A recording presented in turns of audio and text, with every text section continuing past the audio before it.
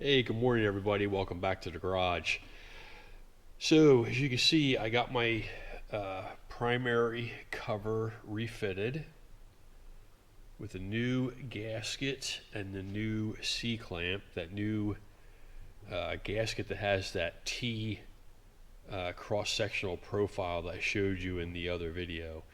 Um, I wanted to film me putting this together, and I tried. The problem was I needed like 8 hands to try to get that gasket in between the two halves, hold it in place, hold the halves together, so I could, and then start the C clamp around it, get that nut started. It was a fiasco.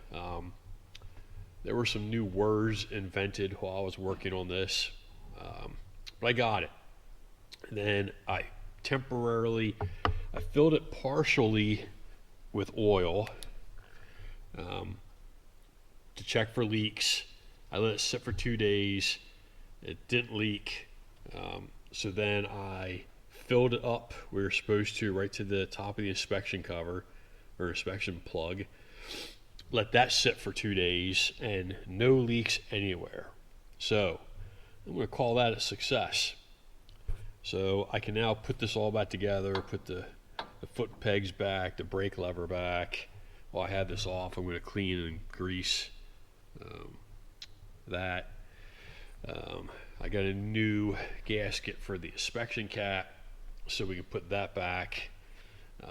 And that should be it for the primary side. Yeah. I showed you guys installation of the bearing.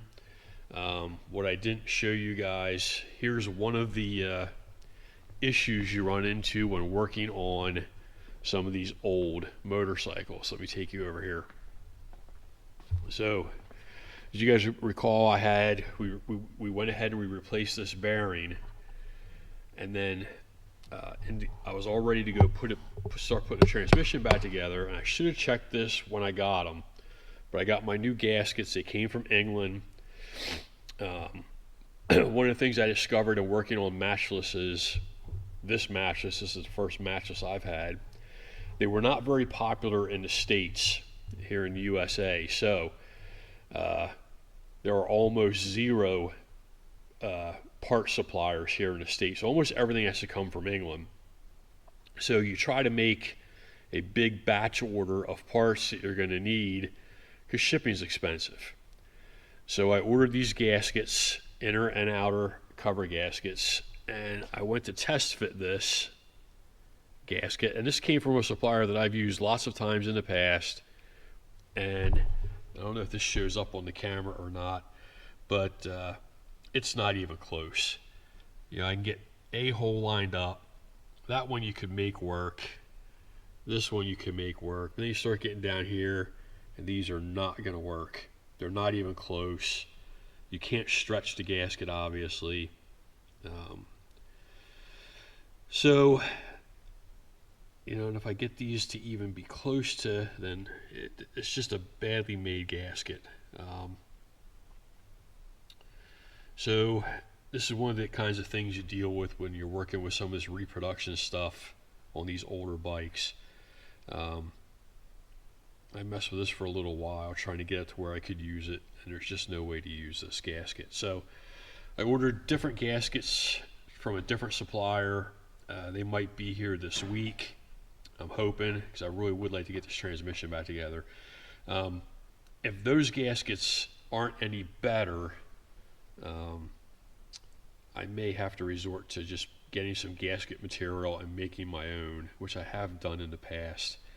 I don't currently have any gasket material this thin, and with a gearbox you don't want to take a chance of using gasket material that's too thick, because your tolerance, you'll end up spacing gears and stuff out too far.